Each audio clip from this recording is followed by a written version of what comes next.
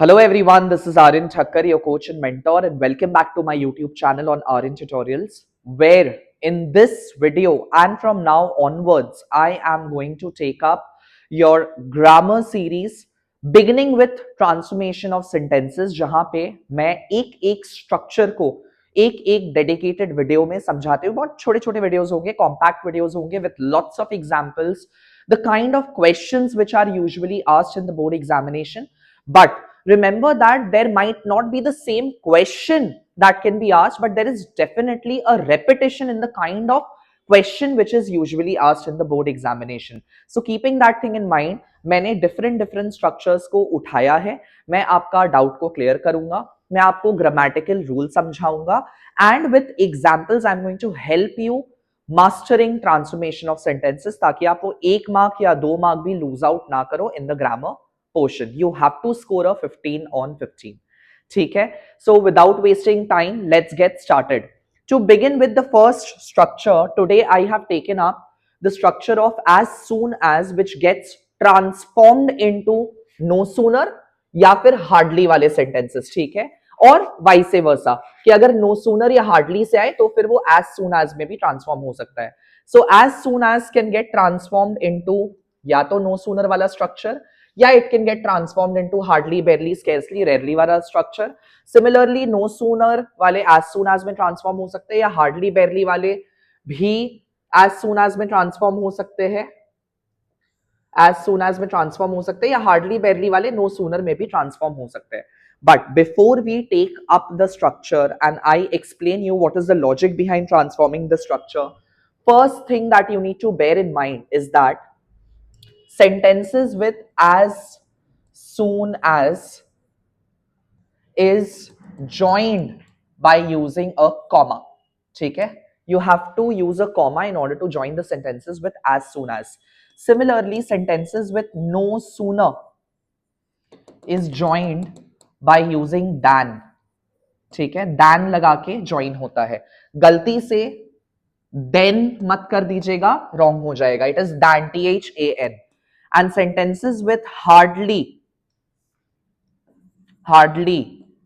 barely, rarely या scarcely, सब एक ही स्ट्रक्चर है. It is joined by using when.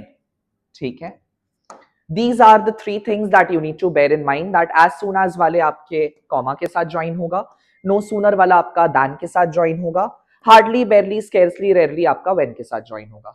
Keep these things in your mind. And now coming to the structure, sentences with no sooner का structure goes like, after no sooner we have to make use of the helping verb before inserting any subject. So it is like no sooner plus helping verb plus subject, and then it is to be joined by than. ठीक है? Now कौन से helping verb आप लगा सकते हो with no sooner? You can use do, does, did, had, was, were, depending upon the question कि किस question में आया है. सबसे ज्यादा जो कॉमन हेल्पिंग वर्ब यूज होता है वो है आपका डू, डज एंड डिड. इन तीनों का सबसे ज्यादा इस्तेमाल होता है. मैं आपको सारा एक एक करके समझाना स्टार्ट करता हूं. सबसे पहले टू बिगिन विथ डू या डज का इस्तेमाल कब होता है? If the question is in present tense. ठीक है? If the question is in present tense, then हम लोग हेल्पिंग वर्ब डू या फिर डज का इस्तेमाल करते हैं. नाउ आपका क्वेश्चन, आपको अक्सर कंफ्यूजन रहता है कि डू का इस्तेमाल कब करना है, डज का कब करना है. See, helping verb do is to be used when the subject, one second, या when the subject is plural. ठीक है? अगर प्लॉरल सब्जेक्ट है तो फिर हम लोग हेल्पिंग वर्ब डू का इस्तेमाल करते हैं. लेकिन अगर सब्जेक्ट सिंगुलर है, if the subject is singular, then हम लोग हेल्पिंग वर्ब डज का इस्तेमाल करते हैं. For plural subject it is do, for singular subject it is does. अब सिंगुलर सब्जेक्ट जैसे क्या हो सकता है? सिंगुलर सब्जेक्ट हो सकता है ही, शी, इट, या किसी का नेम. ठीक है? या किसी का नेम, तो उसके लिए हम लोग डज का इस्तेमाल करेगा. प्लूरल सब्जेक्ट जैसे हो गया वी, वी, दे। एक्सेप्शन में आई फर्स्ट पर्सन सिंगुलर में भी डू जाता है, सेकंड पर्सन सिंगुलर में भी, जैसे कि यू है तो यू के साथ भी आपका डू जाता है, ठीक है। या फिर अगर दो लोगों का नाम एक साथ है या आपको समझ में आ रहा है, कन्वे हो रहा है that the subject is plural, then we take the helping verb do instead of does, ठीक है। I hope that is clear, इतना समझ में आया। उसके बाद talking about sentences in the past tense, ठीक है। if any sentence is in the past tense, then we use the helping verb did, चाहे फिर वो सिंगुलर सब्जेक्ट हो, even with a singular subject, या फिर चाहे वो प्लूरल सब्जेक्ट हो, हम लोग डिड का इस्तेमाल करते हैं for sentences in the past tense, ठीक है। एंड अक्सर भूल देखा जाता है क्योंकि no sooner plus helping verb plus subject के बाद भी एक और चीज आता है, वो होता है आपका मेन वर्ब, ठीक है। वो आता है आपका main verb. Whenever, please bear this thing in your mind that whenever you are using helping verb do, does या डिड, जिसका भी आप इस्तेमाल कर रहे हो, इसके साथ जब आपका मेन वर्ब आएगा, आपका मेन वर्ब आएगा, वो हमेशा अपने फर्स्ट फॉर्म यानी कि प्रेजेंट फॉर्म में ही रहेगा, ठीक है। वो हमेशा अपने प्रेजेंट फॉर्म में रहेगा, गलती से भी पास्ट फॉर्म मत कर दीजिएगा। मैंने अक्सर सबसे ज्यादा मिस्टेक देखा है, students making mistake with sentences with did के साथ भी वो लोग पास्ट फॉर्म V2 का इस्तेमाल करते हैं, which is incorrect. Please bear that thing in mind that whenever you are using helping verb do, does और डिड, उसके साथ मेन वर्ब हमेशा अपने प्रेजेंट या फर्स्ट फॉर्म में ही होता है, ठीक है। नाउ कमिंग टू हैड तब यूज होता है when the question is in the perfect tense, ठीक है। Question is in the perfect tense, and specially कौन सा परफेक्ट, पास्ट परफेक्ट में जब दिया है पास्ट परफेक्ट टेंस, तब हम लोग हेल्पिंग वर्ब हैड का इस्तेमाल करते हैं, ठीक है। फिर चाहे सब्जेक्ट सिंगुलर हो या प्लूरल सब्जेक्ट हो, दोनों में ही आपका हैड का इस्तेमाल होगा। एंड अगर आप हैड को, अगर आप हेल्पिंग वर्ब जैसे कि हैज है, हैव है या हैड है, इसको इस्तेमाल अगर करते हो, तो उसके साथ जो मेन वर्ब आता है, वो हमेशा अपने थर्ड फॉर्म पे होता है, पार्टिसिपल फॉर्म पे होता है, ठीक है। हैज, हैव, हैड के साथ हमेशा मेन वर्ब थर्ड फॉर्म पे होता है। डू, डज, डिड के साथ मेन वर्ब हमेशा अपने प्रेजेंट फर्स्ट फॉर्म पे होता है। Is that clear?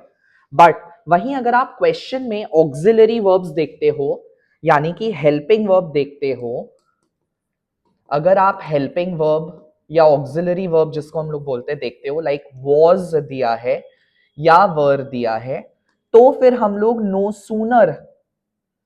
सूनर के साथ हेल्पिंग वर्ब वॉज या वर से ही शुरू करते हैं, ठीक है।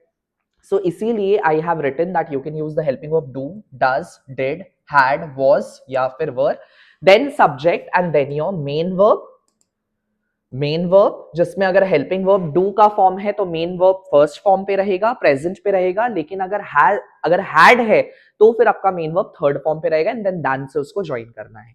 आइए सेंटेंसेस बनाते हैं, ज्यादा क्लियरली आपको समझ में आएगा, ठीक है। स्टार्ट करते हैं बनाना, you'll get a better understanding. Now supposedly जैसे कि आप देखिए, as soon as she had packed her bags, ठीक है। had packed का मतलब हो गया it is past perfect, since it is past perfect बोल के हम लोग helping verb had का ही इस्तेमाल करेंगे यहां पे। so इसीलिए इसका आंसर हो जाएगा no sooner had she, so no sooner had हो गया आपका helping verb, ठीक है, हैड हो गया आपका हेल्पिंग वर्ब एंड शी हो गया आपका subject. So no sooner had she. Now ये जो पैक्ट होगा ये अपने थर्ड फॉर्म पे है, this packed is in your third form V3, because pack का फॉर्म्स ऑफ वर्ब क्या क्या होता है। पैक का first form is pack, second form is packed and third form is also packed, ठीक है। इनको हम लोग रेगुलर वर्ब्स बोलते हैं, जिनका पास्ट एंड पार्टिसिपल दोनों सेम होता है, तो उसमें डिफिकल्टी नहीं होता है। बट अगर मान लीजिए सपोजिटली होता कम, तो कम के फॉर्म्स ऑफ वर्ब क्या होते हैं? First form is come, second form is came, and third form is come. It is come, came, come. These are called irregular verbs. And फिर अगर आप यहां पे हैड डैश लगाना होता, जहां पे कम लगाना होता, supposedly as soon as she had come बोला जाएगा, ना कि as soon as she had came. That is incorrect. ठीक है. So whenever you are using helping verb has, have और had, your main verb has to be in its third form. Please bear that thing in mind. I hope that's clear. So no sooner had she packed her bags than she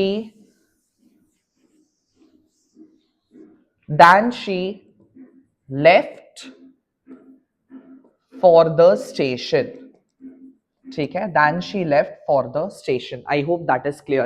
This packed is in your third form. It is a regular verb. It is not past form. Please ध्यान रखिएगा इस बात का.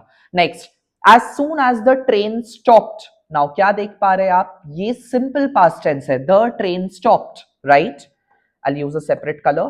So this is train stopped is simple past tense.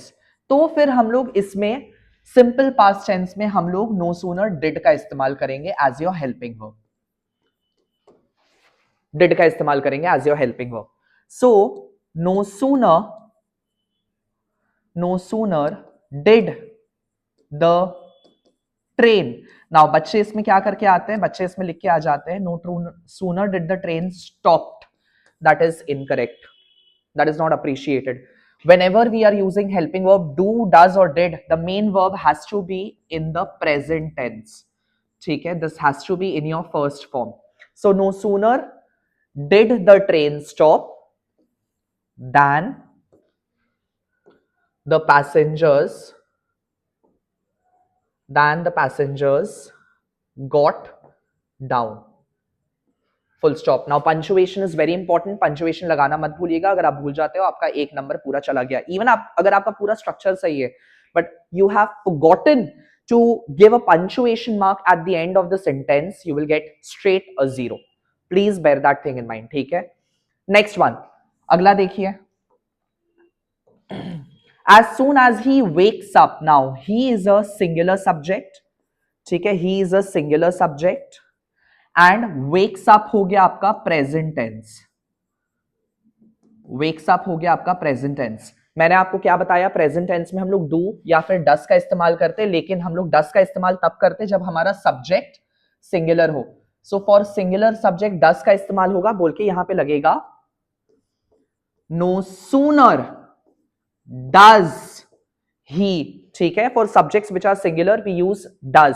So no sooner does he wake up. इसमें भी गलती क्या हो जाता है? बच्चे क्या करते हैं? इसको वेक्स बना देते हैं, विच गेट्स इनकरेक्ट. क्योंकि डू ने अपने ऊपर ईएस ले लिया, यानी वो डज बन गया. तो बोल के उसके बाद जो आपका मेन वर्ब आएगा, वो भी अपने प्रेजेंट फॉर्म पे V1 पे ही रहेगा. उसमें फिर एस या es नहीं लगता है. ठीक है. whenever you are using does as a helping verb, do not use s or es with the main verb. that is another rule. please bear that thing in mind. ठीक है. so इसका हो जाएगा no sooner does he wake up. this is in the present tense. so no sooner does he wake up than he starts reading the newspaper. full stop. is that clear? next one, as soon as the gates open. now देखिए again ये आपका present tense है. the gates. now ये जो the gates है ये हो गया आपका plural subject. the subject is plural over here. so plural subject के लिए मैंने क्या बोला? and the gates open. ये हो गया आपका present tense.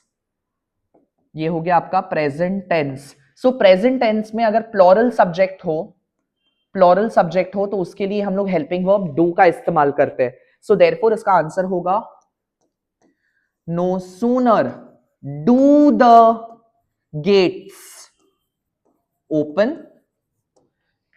सिंस आप डू का इस्तेमाल कर रहे हो बोल के मेन वर्ब अपने फर्स्ट फॉर्म पे रहेगा. No sooner do the gates open then the fans rush inside. I hope that is clear. आपको समझ में आ रहा है मैं क्या कर रहा हूं. ठीक है. whenever you are using do does or did main verb has to be in the first form. अगर मान लीजिए क्वेश्चन होता as soon as the gate open, the gate singular होता तो फिर बोलते no sooner does the gate open. But क्योंकि यहां पे as soon as the gates s है प्लूरल है बोल के वहां पे do आ जा रहा है. I hope that is clear. आपका लॉजिक क्लियर होते जा रहा है. चलिए moving to the next one. As soon as the door was closed. Now देखिए यहाँ पे हेल्पिंग वर्ब जो है वो वॉज के फॉर्मेट में है बोल के आपको नो सूनर में वॉज का ही इस्तेमाल करना पड़ेगा if the auxiliary is given in the was और द वर्ब फॉर्म. सो इसीलिए इसका हो जाएगा no sooner was the door closed then there was a knock. ठीक है. no sooner was the door closed than there was a knock. and then as soon as the guests were seated, क्योंकि यहां पे helping verb were के format पे है तो बोल के आपको were का ही इस्तेमाल करना पड़ेगा for the structure. so इसका हो जाएगा no sooner were the guests seated than dinner was served. I hope that is clear. Now remember one thing in your mind that अगर क्वेश्चन में as soon as had के format में दिया है तभी आप no sooner के साथ had का इस्तेमाल करोगे. अदरवाइज अगर question is in the simple past tense उसके साथ had मत लगाइएगा. Teachers do not appreciate had with no sooner in that case. Only if the question has a had, like as soon as she had packed बोल के no sooner had she packed is correct. यहाँ पे फिर did नहीं लग सकता है. But as soon as the train stopped, it's in the simple past tense, and if you make your sentence structure with no sooner had the train stopped, in that case it will get incorrect. Is that clear? I hope that is absolutely clear. चलिए आगे बढ़ते हैं. Coming to the next one. अब यही as soon as वाला sentence या no sooner वाला sentence hardly में भी कन्वर्ट हो सकता है. अब चाहे हार्डली हो या फिर आपका बेयरली हो या फिर आपका स्केर्सली हो या फिर आपका रेयरली हो, they all mean the same thing. They all mean the same thing and it is to be joined by using when. ठीक है. व्हेन का इस्तेमाल करना है. नाउ स्ट्रक्चर इसका भी सेम है नो सूनर की तरह ही कि हार्डली, बेयरली, रेयरली, स्केर्सली के साथ हेल्पिंग वर्ब आएगा followed by your subject and then by the main verb. But then यहाँ पे कौन कौन से हेल्पिंग वर्ब यूज हो सकते हैं? यहाँ पे जो हेल्पिंग वर्ब यूज हो सकते हैं वो है आपका डू, डज, डिड या फिर had. Now if the question is in the past tense, if the question is in the past tense, you can make use of both had or did in case of sentences with hardly. But if the question is in the perfect past tense, then वहां पे did नहीं लग सकता है, वहां पे had ही लगेगा. Please इस बात का ध्यान रखिएगा. Do or does तब यूज होगा if the question is in the present tense. So if the question is in the present tense, then you can use do or does. Usually hardly के साथ do and does वाले sentences नहीं बनते, but there are always an exception to English grammar. If a question is in a present tense and you have been asked to transform the sentence using hardly, then it will take the helping verb do or does. Example से समझते हैं, आपको better समझ में आएगा. ठीक है. जैसे देखिए as soon as she had packed her bags, it is in the past perfect. ठीक है. It is in the past perfect. तो आप क्या बना सकते हो? Hardly,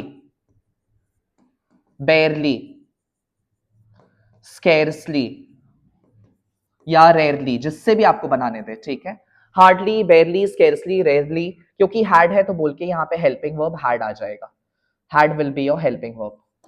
so hardly had she, ये हो गया आपका सब्जेक्ट, एंड मेन वर्ब आएगा अपना packed.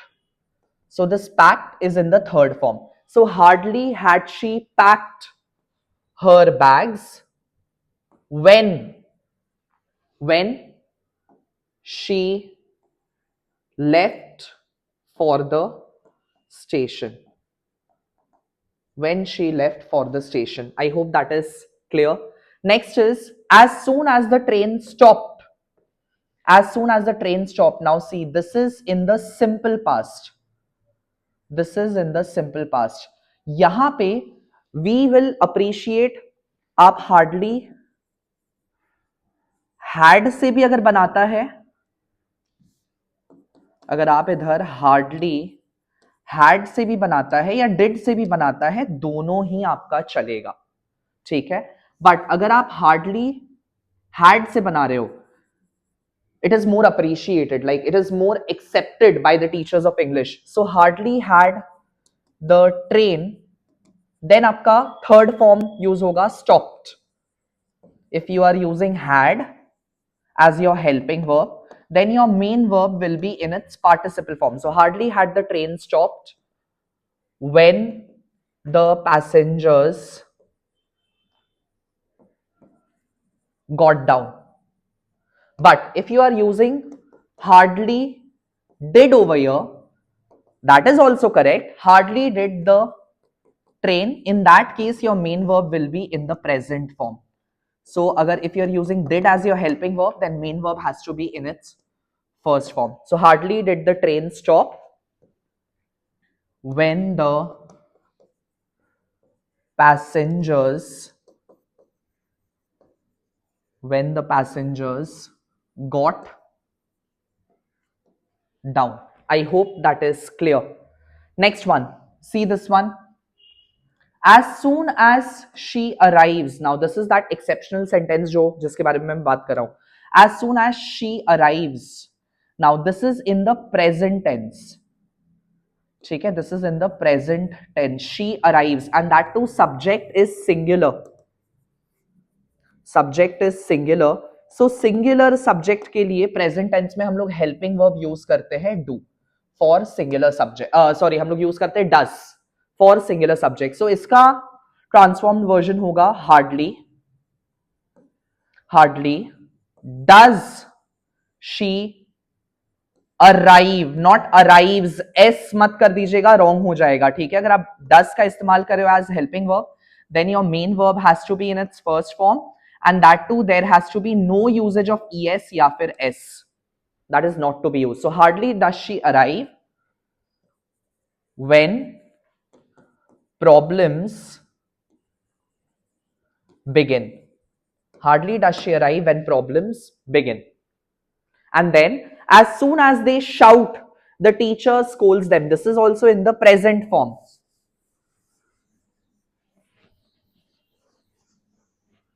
This is also in the present form. They shout. This is present tense. ठीक है. At the same time, this they is your plural subject. This they is your plural subject. So यहाँ पे helping verb do का इस्तेमाल होगा for plural subject. So इसका transformed version होगा hardly do they arrive. अगर आप do का इस्तेमाल कर रहे हो as helping verb, then arrive has to be in its first form. ठीक है. Hardly do they arrive. नहीं, arrive नहीं है, sorry, my bad. As soon as they shout. Hardly do they shout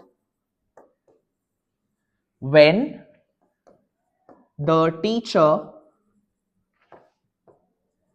scolds them. Now these two sentences are usually exceptional cases, present वाले, but कभी कभी पूछ लिए जाते हैं, तो उसके अकॉर्डिंगली हम लोग do या फिर does का इस्तेमाल करते हैं depending upon the subject. I hope that is clear, and आपका पूरा डाउट विथ नो सूनर और हार्डली वाला सेंटेंसेस क्लियर हो गया होगा.